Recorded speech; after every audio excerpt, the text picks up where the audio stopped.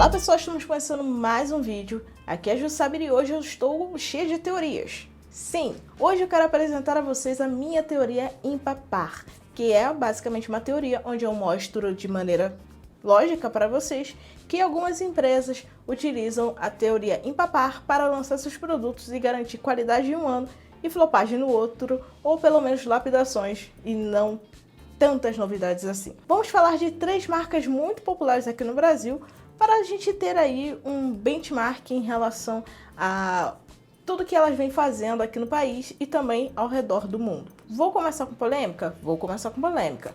Vamos começar então pela Xiaomi. Por quê? Temos um problema sério. Os celulares da teoria ímpar são assim.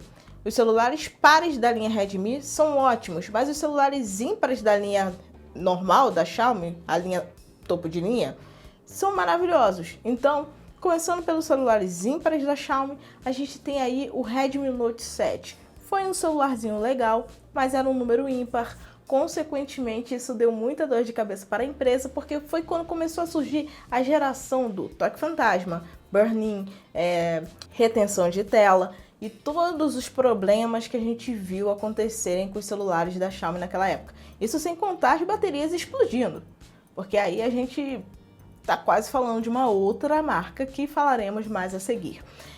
E a gente viu depois o Redmi Note 8, que foi o celular mais popular da Xiaomi até o momento.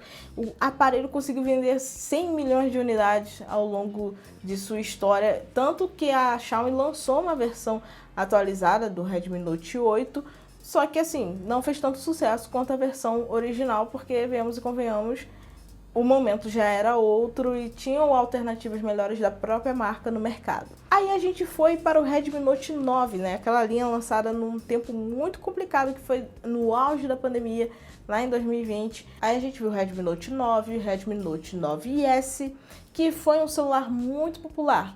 Sim, mas ele também teve muita dor de cabeça, porque ele tinha o famoso toque fantasma também, que inclusive eu vou deixar aqui o videozinho no card, onde eu falo mais sobre esse problema no celular da Xiaomi. E aí, chegamos em 2021, baita celularzão que era o Redmi Note 10, e foi assim a geração toda, Redmi Note 10, Note 10 Pro, Note 10S, todos eles eram muito bons. E isso fez com que a galera se dividisse ainda mais em relação a quais aparelhos da Xiaomi iriam comprar. E não é por acaso que vendeu tanto quanto a linha Redmi Note 8. É claro que não chegou no mesmo patamar, mas poderia ter chegado caso os usuários estivessem com dinheiro no bolso, porque naquele momento a pandemia estava naquele ápice de vai, não vai, acabou, não acabou, vacina chegou, só que ainda estava tudo muito nebuloso e o mercado econômico estava bem complicado, estava bem tenso, bem intenso e o público cada vez mais preservando dinheiro para não se prejudicar no futuro. Então acabou que isso afetou as vendas dos celulares da Xiaomi na linha Redmi 10, mas não a ponto de fazer com que fosse uma flopagem. Mas assim, ele merecia ter sido comercializado em um momento melhor do nosso planeta como um todo, porque ele realmente venderia absurdamente, mais do que já vendeu, porque ele vendeu muito, mas poderia vender o dobro ou o triplo do que vendeu. Aí veio a linha Redmi Note 11, e só se fala em outra coisa. Por quê? Foi uma linha muito complicada, porque comparando o Redmi Note 11 com o Redmi Note 10, a gente viu diversas adaptações positivas do Redmi Note 10 saírem no Redmi Note 11. A tela perdeu a sua qualidade de painel, que era Super AMOLED, que era da Samsung no Redmi Note 10, saiu no Redmi Note 11. A câmera não era tão boa, o desempenho estava ok, só que estava meio inferior. Eu sei que isso tudo foi para tentar administrar melhor o preço dele, principalmente para quem comprava aqui no Brasil, mas mesmo assim fez com que muitos usuários ficassem tristes em ver que um celular tão promissor, que estava evoluindo tão bem, fizesse um downgrade nesse sentido. Mas aí veio o Redmi Note 12, que conseguiu melhorar positivamente nesse sentido e conseguiu também garantir que a gente tivesse não só a volta do Redmi Note 10, mas também melhorias em cima disso, porque é um celular aí intermediário, é óbvio, ele tem suas características que poderiam ser melhor? Tem, mas ele tem aí uma versão com 5G, tela de 120 Hz, então ele tem características de um conjunto geral que mostram que ele realmente é uma boa opção. Agora, se a gente for partir para a linha Xiaomi topo de linha, os flagships top, a gente tem aí umas questões a serem resolvidas. Por quê? Eu lembro que o Xiaomi 11 era um baita aparelho. Era o celular que eu queria ter comprado porque ele realmente era muito bom. Na época ainda chamado de Xiaomi Mi 11, mas era um baita dispositivo no conjunto geral que entregava, tinha configuração de topo de linha, câmeras sensacionais, e isso é óbvio que afetava sim o preço dele, porque um celular topo de linha não vai custar R$10, R$100, R$1.000. Ele tinha um valor um pouco mais alto, mas ele valia o valor que era cobrado por ele. Aí veio o Xiaomi 12, abandonou o Mi antes do nome do aparelho e, consequentemente, parece que deixou alguma coisa a mais para trás também, além dessa nomenclatura. Por quê? Quando a gente pegava o aparelho e comparava com o Xiaomi 12X, por exemplo, que era um intermediário, a gente tinha a mesma qualidade fotográfica. Isso significava que o 12X estava muito superior? Não. Simplesmente o Xiaomi 12 normal estava muito inferior em qualidade fotográfica e fazia com que ele ficasse equivalente a um modelo intermediário e muitas vezes fazendo com que o intermediário valesse mais a pena do que o topo de linha. Isso sem contar todas as questões de otimização da MIUI que passaram por muitas coisas ruins em 2022 e fizeram com que um celular extremamente interessante visualmente falando fosse só capa. Ele literalmente era bonito de se ver, mas dificultoso de se usar. Aí veio 2023 e a Xiaomi lançou o Xiaomi 13 e foi aí que a gente viu o retorno dos campeões. Digo isso porque a Xiaomi fechou parceria com a Leica, que é uma das maiores fabricantes de lentes de alta qualidade para câmeras profissionais, e simplesmente fez com que o sensor dela trabalhasse em conjunto com uma lente de uma das empresas mais interessantes e importantes do nicho fotográfico no mundo. Então, quando a gente vê o conjunto fotográfico do Xiaomi 13 e principalmente do 13 Pro, a gente percebe que a Xiaomi tem essa questão da teoria realmente do empapar muito bem desenhada em suas categorias, porque os celulares pares da Xiaomi na linha Redmi são incríveis e os celulares ímpares na linha topo são maravilhosos. Então, nesse sentido, a gente consegue perceber bem como que funciona a teoria do empapar na Xiaomi. E já que eu citei essa questão de topos de linha que são bons em momentos ímpares, também posso utilizar isso para definir a Apple. Sim, eu vou falar do iPhone 11, que é um celular que já tem vídeo aqui no canal, que é um dos aparelhos com melhor custo-benefício que a Apple já lançou em toda a sua história. Mas a gente também tem que falar de outro celular que se destaca dentro dessa categorização de empapar que a Apple tem, que é o iPhone 13, um baita celular. No conjunto fotográfico dele, a gente tem os sensores mais avançados que eu já vi em um celular da Apple até hoje, sem considerar a linha Pro. No sensor principal, ele tem o mesmo sensor que foi utilizado pela Apple no iPhone 12 Pro Max, que era o mais avançado em qualidade fotográfica e também para filmagens, que é o sensor Shift, que traz uma super estabilização física para que você tenha uma usabilidade ainda mais equilibrada com o celular. Por exemplo, se você vai fazer filmagens, esse sensor Shift permite que você tenha movimentações muito fluidas na hora que você está se movimentando, literalmente. Por exemplo, para quem vai muito em show, que está pulando, empolgadaço e gravando ao mesmo tempo, o sensor Shift consegue manter tudo bem estável para você não ficar com os elementos que estão sendo filmados fora de foco. E isso é um ponto positivíssimo no iPhone 13. E por isso que eu falo que iPhone 11 e iPhone 13 são os melhores de suas categorias. Mas se a gente pegar o iPhone 12, ele é bom, só que ele não evoluiu tanto em relação ao iPhone 11, a não ser na parte de bateria, só que assim, é uma evolução que acabou não sendo positiva o tempo inteiro, porque veio a atualização do iOS que acabou fazendo com que eles ficassem muito irmãozinhos nesse sentido. Já o iPhone 13 foi um pouco fora da curva e conseguiu ficar ali estável por mais tempo nessa questão também de autonomia de bateria. E se a gente pegar o iPhone 14, eu não queria que esse celular tivesse existido. O iPhone 14 é um dos calcanhares de Aquiles da Apple e eles sabem disso. E é um dos celulares que eu mais critico desde que ele foi lançado. Simplesmente ele não tem propósito de existir. O aparelho é uma versão atualizada de um chipset que já estava presente na linha iPhone 13. A única diferença é que ele tem mais um núcleo de GPU, que é focado em placa de vídeo, que é focado em um público específico que gosta de jogar no celular, que não é nem 50% das pessoas que compram iPhone, pelo menos lá fora. Aqui no Brasil talvez seja, porque a galera que compra iPhone gosta muito de jogar com iPhone, justamente porque nem o jogo trava nele. Então, nesse sentido, eu sei que tem muita gente que compra por conta dessa questão da GPU. Mas o conjunto fotográfico ficou pior e até mesmo a questão de otimização da bateria também. Porque a partir do momento que você não melhora muito a bateria do seu celular e coloca mais um núcleo de GPU para forçar o usuário a pegar mais elementos que explorem o 3D dele, você tá meio que sabotando o seu próprio aparelho. Então você consegue utilizar, é legal.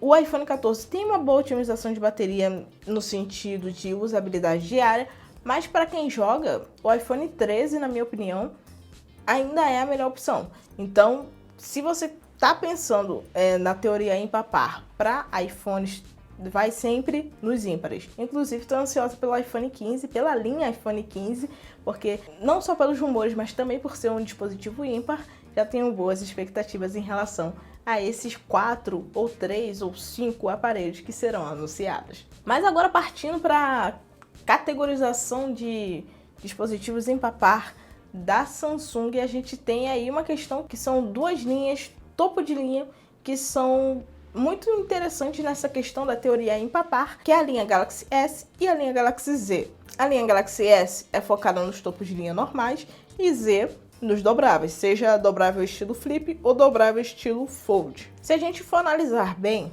os celulares que mais inovaram da Samsung são justamente os aparelhos que são ali da linha S, que possuem números pares. Vamos ter que voltar um pouquinho no tempo, lá para 2017, no S8. A gente tinha a linha Galaxy S8 e S8 Plus, que traziam, entre outras particularidades, um sensor que era de leitura de digital na parte do verso, que era bem próximo do sensor de fotográfico. Isso foi um erro, mas foi inovador na época.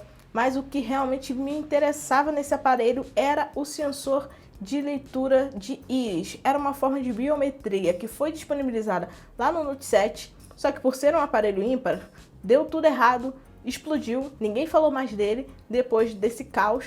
Então, quando veio no aparelho com a nomenclatura que era um número par, a gente viu aí que realmente era um negócio bem interessante de se ver e de se usar. Não sei porque a Samsung abandonou isso, porque realmente eu gostava muito desse sensor de leitura de íris, porque era uma forma de biometria diferente e ao mesmo tempo muito útil. Então, não sei porque a Samsung deixou isso de lado.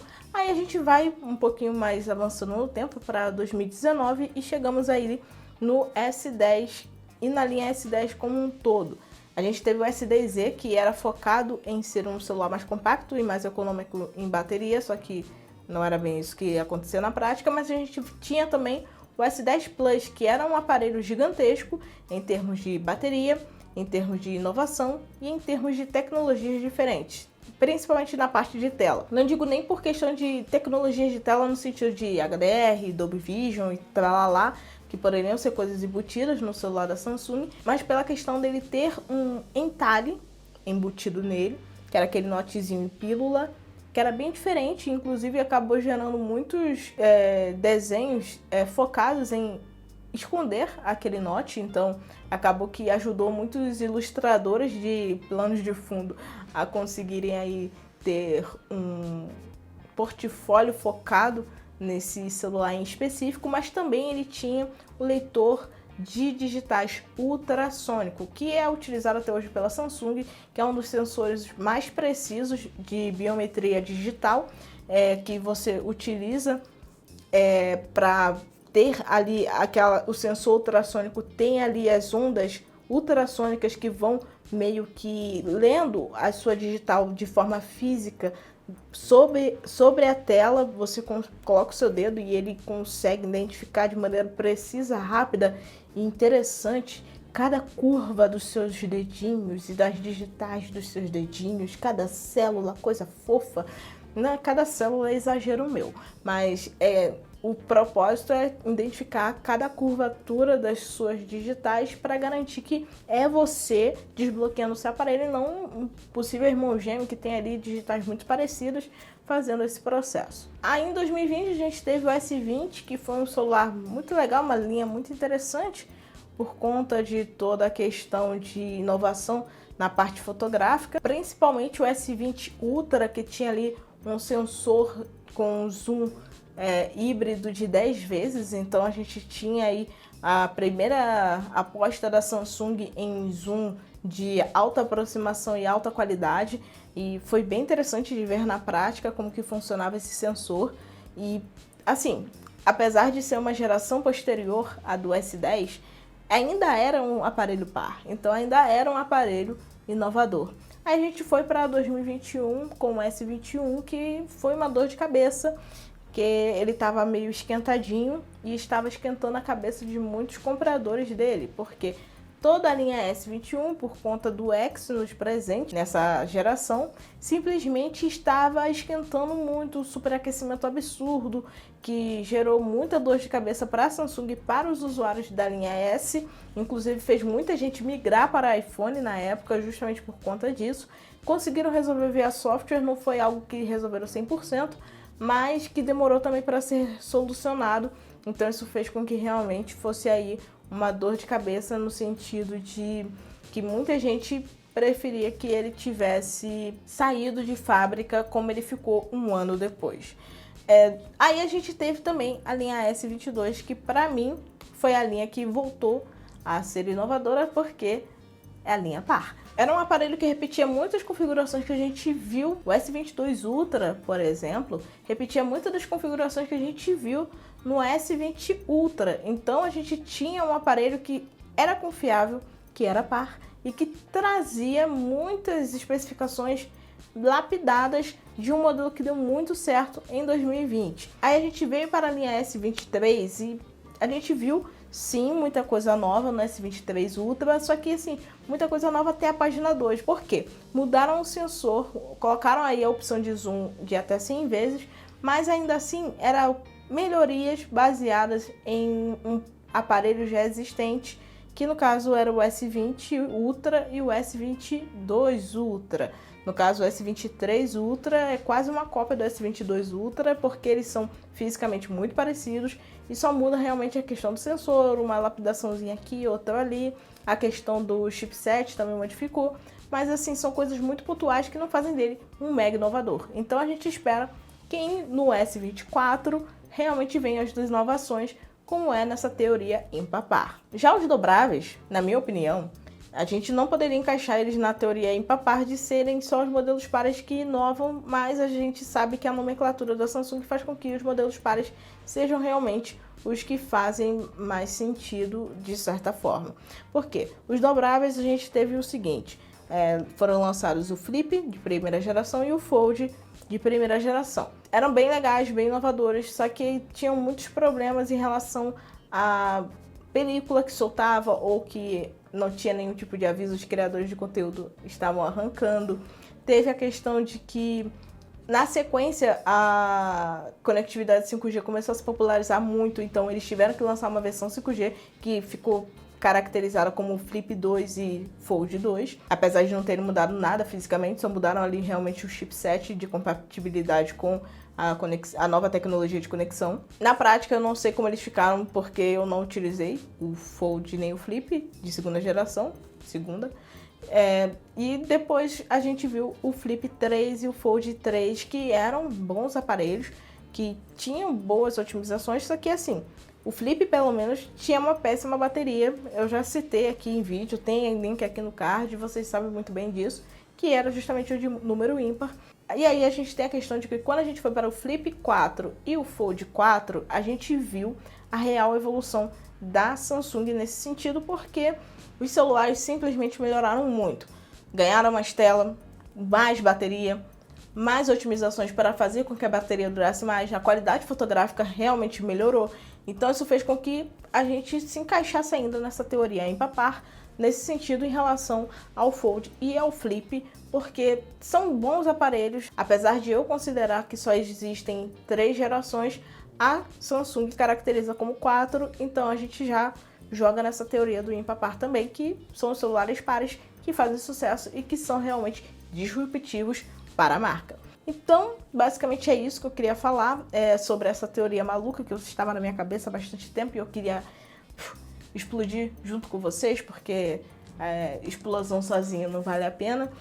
Espero que vocês tenham gostado desse conteúdo, apesar de diferente, apesar de um pouco teórico demais, apesar de um pouco astrologista demais, mas até mesmo numerologista.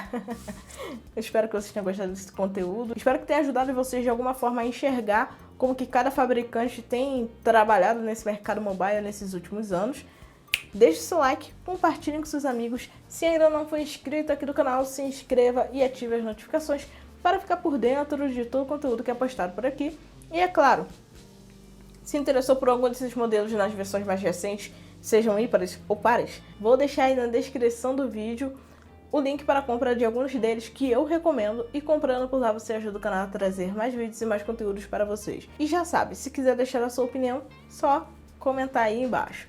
É isso aí, pessoal, e até o nosso próximo vídeo. Tchau!